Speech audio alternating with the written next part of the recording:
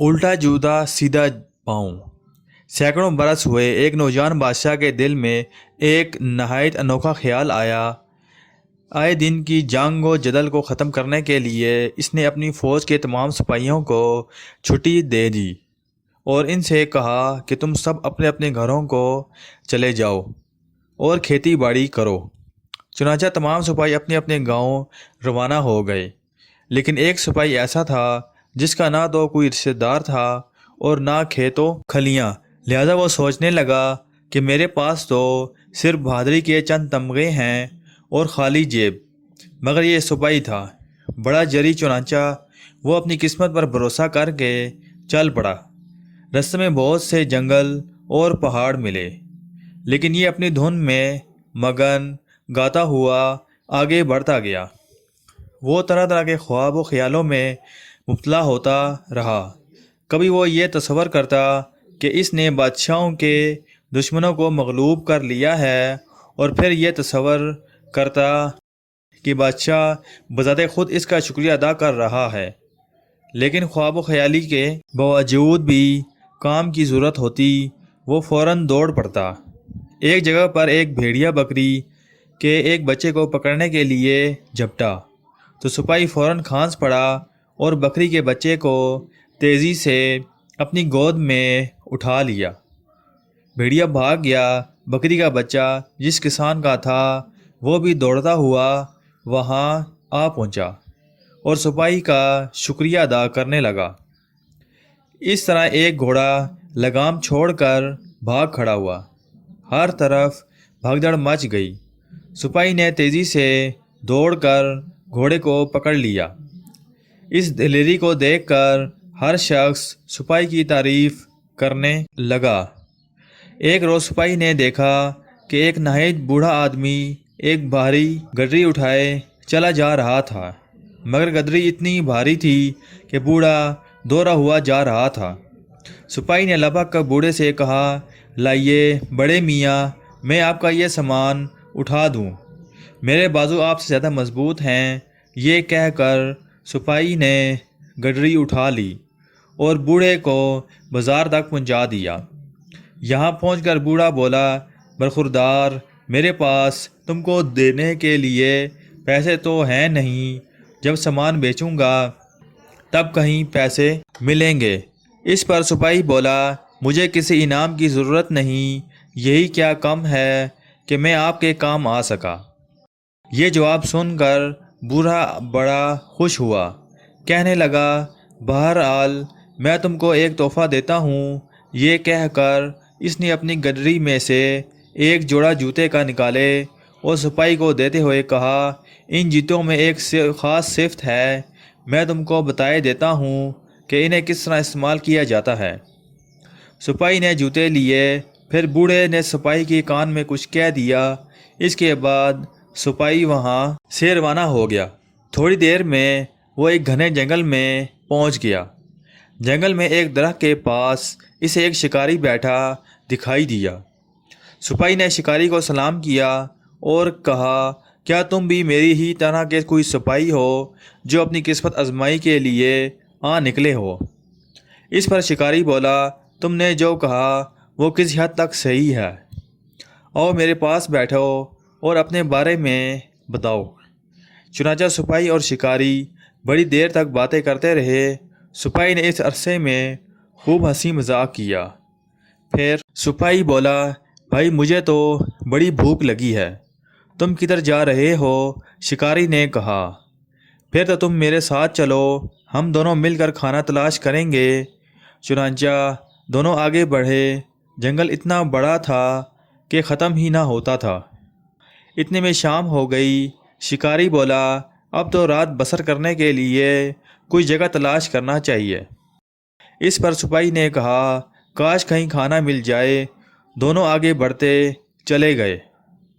اتنے میں اچانک انہیں بہت دور روشنی دکھائی دی۔ سپاہی بولا، بھائی شکاری، جلدی چلو، کھانے کے خیال ہی سے میرے منہ میں پانی آ رہا ہے۔ لہٰذا یہ دونوں اس روشنی کی طرف روانہ ہوئے۔ آخر یہ ایک مکان کے پاس پہنچ گئے۔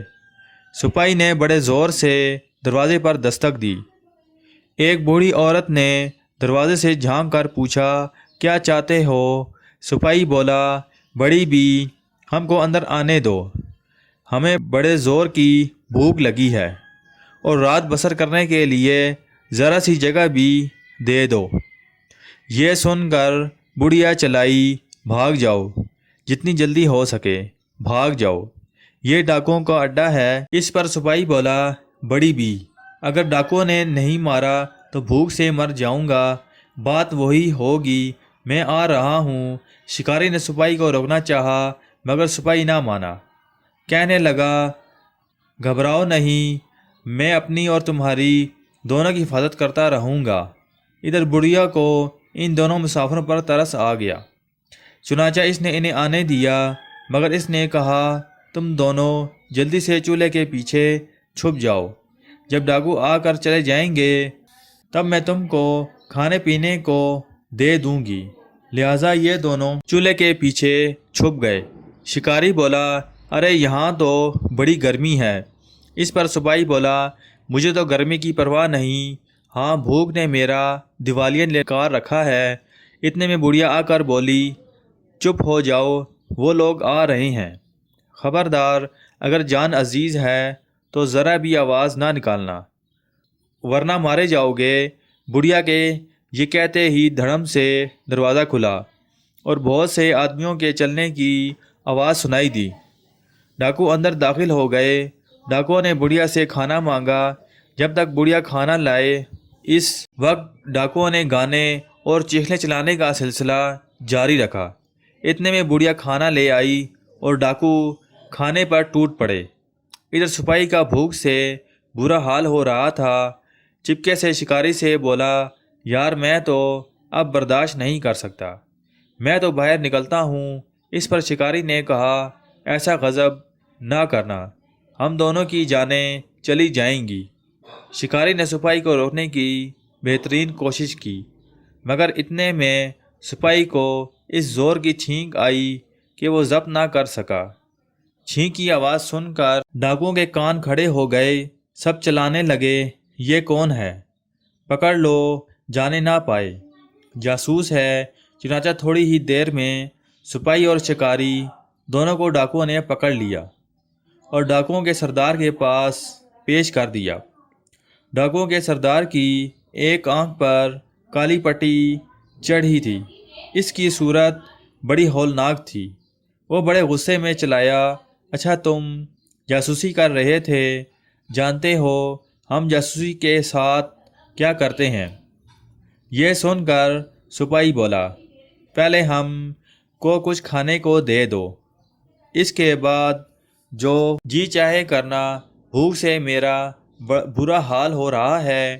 ڈاکوؤں کا سردار یہ غیر متوقع جواب پا کر بڑا متاثر ہوا، کہنے لگا، سپاہی تمہاری ہمت کی میں داد دیتا ہوں۔ پھر اس نے حکم دیا کہ ان دونوں کو کھانا دیا جائے۔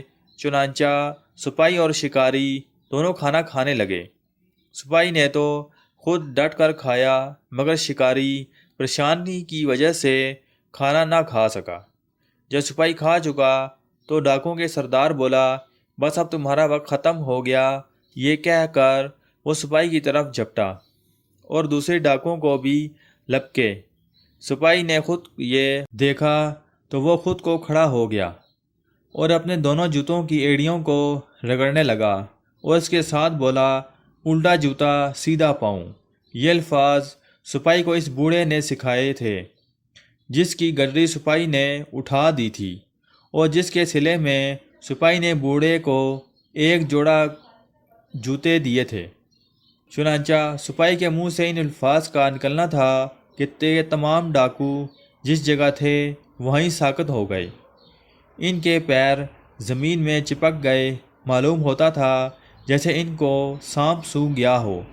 شکاری نے حیران ہو کر سپاہی سے پوچھا، ارے یہ تم نے کیا کر دیا؟ شکاری نے حیران ہو کر سپاہی سے پوچھا، ارے یہ تم نے کیا کر دیا؟ سپاہی بولا، میں نے ان کو طلسم میں جگڑ دیا ہے۔ شکاری نے پوچھا، یہ لوگ کب تک اس حالت میں رہیں گے؟ سپاہی نے کہا، جب تک میں انہیں آزاد نہ کر دوں۔ شکاری بولا، بھائی سپاہی، تم نے تو واقعی کمال کر دیا، چلو اب یہاں سے بھاگ چلیں۔ یہ سن کر سپاہی ہنس کر بولا، جلدی کی کیا ضرورت ہے، یہ تو اپنی جگہ سے ہل بھی نہیں سکتے، آؤ اچھی طرح کھا پی لو۔ چنانچہ بوڑھیا خوب گرما گرم کھانا لے آئی اور دونوں نے خوب سیر ہو کر کھا لیا۔ پھر سپاہی بولا، اب چلو۔ دونوں پھر روانہ ہو گئے۔ شکاری نے پوچھا، اب کہاں چل رہے ہو؟ سپاہی نے کہا، اب کسی قریبی شہر چلتے ہیں، وہاں خوب تگڑے تگڑے آدمیوں کو لے آئیں گے تاکہ ان ڈاکوؤں کو گرفتار کر لیں۔ جب یہ لوگ شہر پہنچ گئے تو شکاری تو ایک جگہ رک کر انتظار کرنے لگا اور سپاہی نے جا کر اپنے پرانے ساتھیوں کو اکٹھا کر لیا۔ پھر یہ سب لوگ ڈاکوؤں کے مکان پر پہنچ گئے۔ ڈاکو ابھی تک اسی حالت میں ساکت تھے۔ سپاہی کے ساتھیوں نے کہا، چلو ان کو رسیوں سے باندھ لیں، دیر کرنے کی کیا ضرورت ہے، تم لوگ پہلے کچھ کھا پی تو لو۔ سپاہی نے کہا۔ لہذا سب کھانے کے لیے بیٹھ گئے۔ جب سب خوب کھا پی چکے تو سپاہی نے اپنے آدمیوں سے کہا، اب تم لوگ ہوشیار رہنا، میں جیسے ہی وہ الفاظ ادا کروں گا یہ تجسم ٹوٹ جائے گا اور ڈاکو آزاد ہو جائیں گے۔ چنانچہ جب سب لوگ تیار ہو گئے تو سپاہی نے ایڑیاں رگڑ کر کہا، الٹا جوتا سیدھا پاؤں۔ اس کے منہ سے ان الفاظ کا نکلنا تھا کہ تمام ڈاکو گویا دوبارہ زندہ ہوئے۔ ڈاکوؤں نے لڑنا چاہا مگر سپاہی کے ساتھیوں نے انہیں نرغے میں لے لیا اور سب کی مشقیں کس لیں۔ پھر تمام ڈاکوؤں کو ایک بیل گاڑی میں لاد کر شہر روانہ ہو گئے تاکہ ڈاکوؤں کو جیل میں بند کر دیا جائے۔